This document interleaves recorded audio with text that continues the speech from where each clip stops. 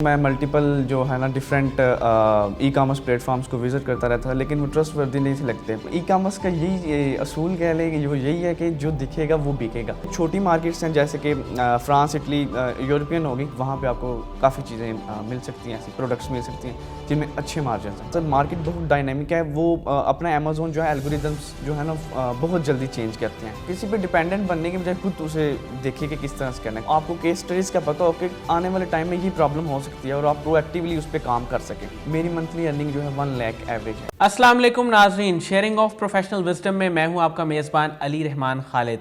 नाज़रीन, जैसा कि आप जानते हैं कि हम एनेबलर्स की सक्सेस स्टोरीज़ आपके साथ शेयर करते हैं और लोग किस किस तरह से ई कॉमर्स में काम कर रहे हैं ये आपको बताते हैं। आने वाले वक्त में डिग्रीज़ की वो वैल्यू नहीं रहेगी जो स्किल्स की रहेगी। डिग्री आपको किसी जगह पे एंटर तो करवा सकती है, एक बैरियर के तौर पे, एक एंट्री बैरियर के तौर पे तो अच्छा काम कर सकती है, लेकिन उसके बाद आपके स्किल्स काम आते हैं। ई कॉमर्स टोटली स्किल्स पे चलती है और अगर आपके कम्युनिकेशन स्किल्स अच्छे हैं, आपकी कन्विंसिंग स्किल्स अच्छे हैं और आप क्लाइंट्स को ग्रैब कर सकते हैं और इस तरह की 2-4 और चीज़ें हैं जो ई कॉमर्स की फील्ड में आती हैं, आपकी मार्केट रिसर्च अच्छी है, प्रोडक्ट की रिसर्च अच्छी है, आप उसके कीवर्ड्स अच्छे दे सकते हैं, तो आप भी ई कॉमर्स में काम कर सकते हैं। आज जो सक्सेस स्टोरी जिसकी मुलाकात मैं आपसे करवाने जा रहा हूँ, जिनका इंटरव्यू हम कंडक्ट करेंगे, वो उनका ताल्लुक गुजरात से है।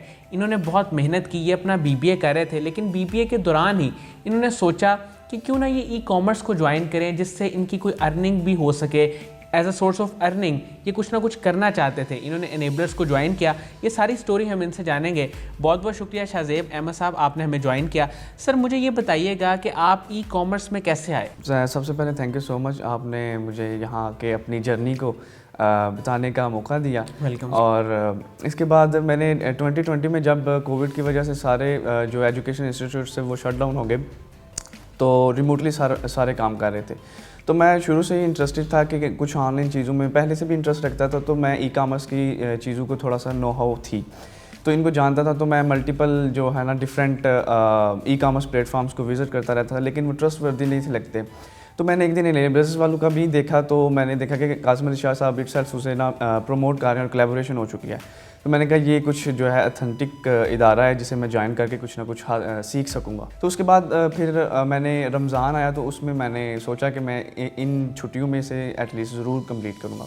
तो मैंने फ्री वीडियो सीरीज़ देखी। तो उसके बाद मेरे कुछ क्वेश्चंस थे जो कि मैं ग्रुप्स में भी पूछता रहता था और इनकी एनेबलर्स की टीम जो है फौरी जो है ना 1 मिनट के अंदर अंदर वहाँ आंसर करती है। लेकिन स्टिल कुछ ऐसे चीज़ें थी जो कि मैं जानना चाहता था मज़ीद, उन्हें प्रैक्टिकल जो है हैंड्स ऑन एक्सपीरियंस चाहता था। तो उसके लिए मैंने पेड ट्रेनिंग जो है ना इनकी ज्वाइन की और उसके बाद मेरी ये जर्नी स्टार्ट हुई। अच्छा सर, मुझे ये बताइएगा कि ई कॉमर्स को जब आपने ज्वाइन किया, सबसे मुश्किल काम आपको कौन सा लगा, जहाँ पे आके आपको लगा हो कि यार मैं यहाँ पे स्टक हो गया हूँ, अब मैं यहाँ से आगे कैसे जाऊँगा? क्योंकि बेशुमार हम इंटरव्यूज़ कर चुके हैं, उसमें कोई बताता है कि प्रोडक्ट हंटिंग मुश्किल थी, कोई बताता है PPC रैंकिंग मुश्किल थी। आपको सबसे मुश्किल काम क्या लगा? जब स्टार्ट करने से पहले ही ज़रा चीज़ें मुश्किल लगी थी। जब मैंने स्टार्ट कर लिया तो चीज़ें बहुत आसान हो गई थी, क्योंकि मैंने स्पोर्ट टीम में मैं सर ने मेरी देखा कारकर्दगी, तो उन्होंने मुझे स्पोर्ट टीम में हायर कर लिया। तो मुझे जो भी जिधर भी मैं स्टक होता था तो वो चीज़ें जो है मेरे लिए आसान हो जाती थी। स्टक होने से पहले ही मैं उनसे पूछ लेता था। तो प्रोडक्ट हंटिंग सब कहते हैं मुश्किल है, लेकिन मेरी सबसे ज़्यादा जो ग्रिप है वो प्रोडक्ट हंटिंग पे ही है। अच्छा मुझे ये बताइएगा, आपने मुझे अभी जब गुफ्तगू हो रही थी आपने बताया कि क्लाइंट्स को ग्रैब करने के हवाले से ना आपके पास बहुत ज़्यादा टिप्स हैं। मैं यकीनन ये बड़े वसूख से बात कहूँगा कि बहुत सारे लोग हैं जो ये इंटरव्यू देख रहे होंगे, सुन रहे होंगे, वो जानना चाहते हैं कि किस तरह हम क्लाइंट्स को ग्रैब करें, ख़ासतौर पे न्यूबीज़। उनके लिए बड़ा प्रॉब्लम होता है कि उन्होंने ज्वाइन भी कर लिया है और ये सुन के ज्वाइन किया है कि आप ई कॉमर्स में आ जाएँ तो बड़ी ज़्यादा अर्निंग है, अब उनको क्लाइंट नहीं मिल रहा, उनको हेल्प करें। सबसे पहले जो ई कामर्स का यही असूल कह लें कि वो यही है कि जो दिखेगा वो बिकेगा।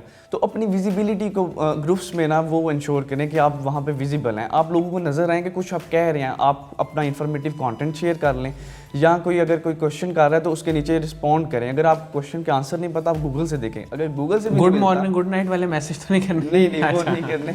अगर आपको क्वेश्चन के आंसर नहीं पता तो जो ऑलरेडी हुए हैं उसे कॉपी करके आप पेस्ट कर सकते हैं, एटलीस्ट आपकी विजिबिलिटी बढ़े। क्योंकि जब भी कोई इन्वेस्टर आके आपकी प्रोफाइल पे क्लिक करेगा तो उसे वो देख सकेगा कि इसने कब ज्वाइन किया, इसने किस किस क्यूरी का लाइक किया और क्या क्या आंसर दिया हुआ है, तो वो उसे जान जाएगा कि इसे कितना पता है। तो इसके अलावा मल्टीपल जो है फॉरनर्स के ग्रुप्स हैं ई कामर्स के, वहाँ पे आप जाके अपनी विजिबिलिटी को शो करें।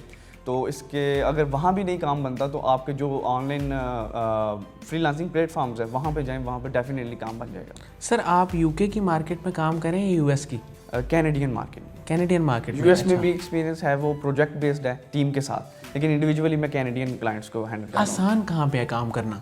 आसान मुझे तो यूएस लगा है। सही। वहाँ पे बजट तो ज़्यादा रिक्वायर होता है, लेकिन मुझे तो वहाँ पे अपॉर्चुनिटीज़ और प्रोडक्ट के अप्रूवल मैनेजमेंट से इनेबलर से मिलने वहाँ पे बनिस्बत यूके और छोटी मार्केट से आसान थे।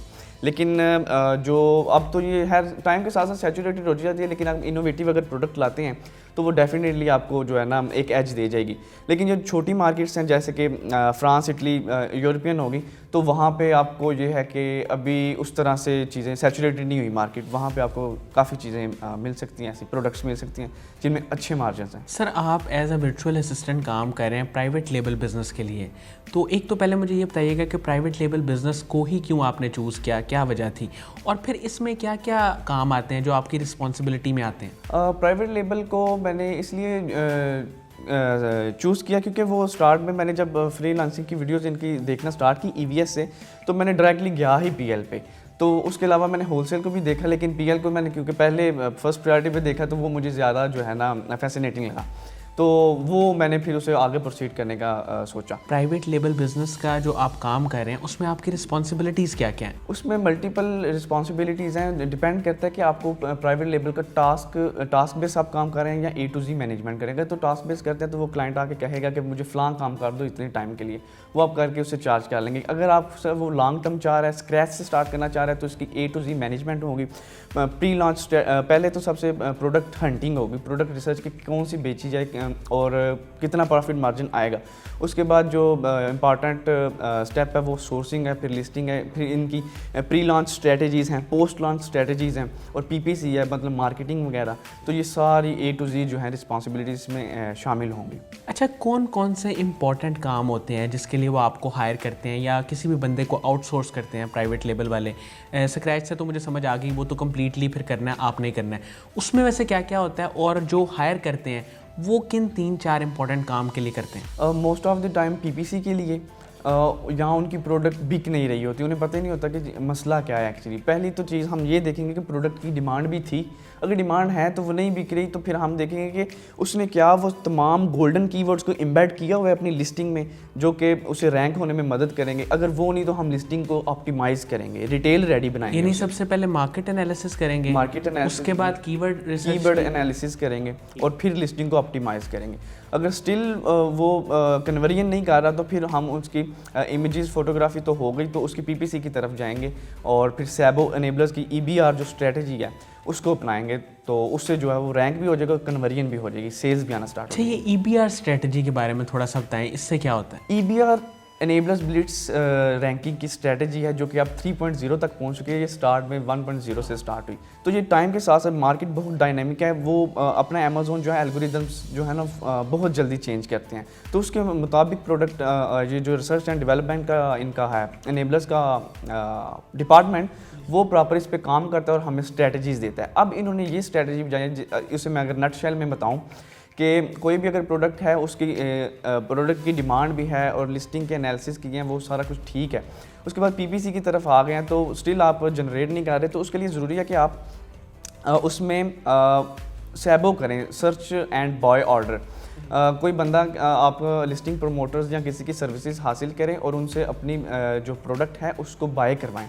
बाय करवाने के साथ साथ आपने पीपीसी को जारी रखना है। अगर आप जस्ट ऑर्डर्स लेंगे तो वो A9 जो एल्गोरिदम है इसका वो डिटेक्ट कर लेगा और आपकी लिस्टिंग को डाउन किया जा सकता है या परमानेंटली सस्पेंड किया जा सकता है अकाउंट।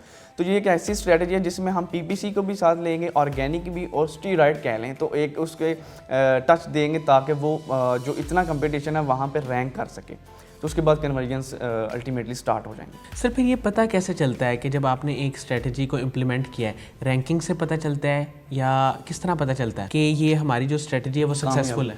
इसका हमें जो ईबीआर की स्पेसिफिकली अगर बात करें तो वो इस तरह से पता चलेगा कि पहले हम कैंपेन्स बनाएंगे ऑटोमेटिक में वो खुद से ही डिटेक्ट करेगा सही कि किस किस कीवर्ड पे क्या क्या चीज़ प्रोडक्ट को क्लिक्स पड़ रहे हैं।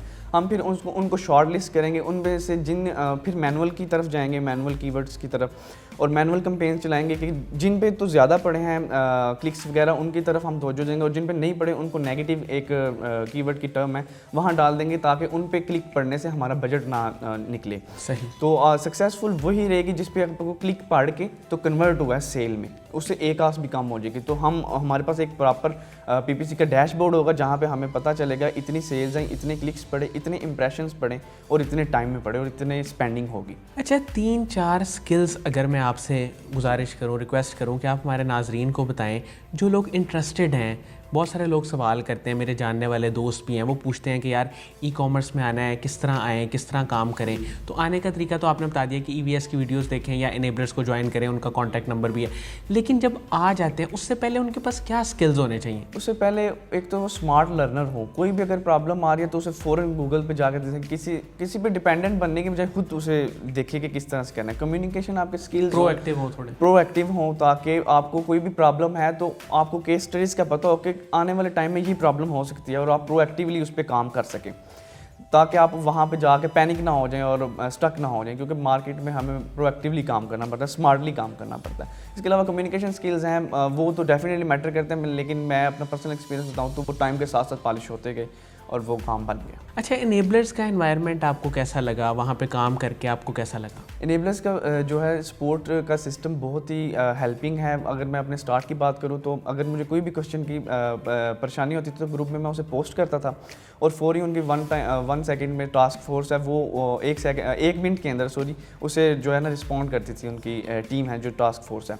तो इसके अलावा जब मैं पेड ट्रेनिंग की तरफ गया तो उनका इन्वायरमेंट बहुत ही फ्रेंडली और कोऑपरेटिव था। जहाँ भी कहीं भी स्टक होता था तो वो हमें हेल्प करते थे। इवन हमारी अगर क्लासेस नहीं भी हुआ करती थी तो अगर विज़िट करते हैं आप ऑफिस तो वहाँ मेंटोर्स या कोई भी सीनियर्स मौजूद हैं तो वो आपकी डेफिनेटली हेल्प करेंगे, और रिमोटली भी वो बहुत हेल्प करते थे। और अगर कोई बंदा या स्टूडेंट्स जो भी इनकी ट्रेनिंग्स हासिल कर रहा है और वो प्रोएक्टिवली काम कर रहे हैं और इन्हें नज़र आ रहा है तो इनेबलर्स वाले उसे SSM भी बना देते हैं।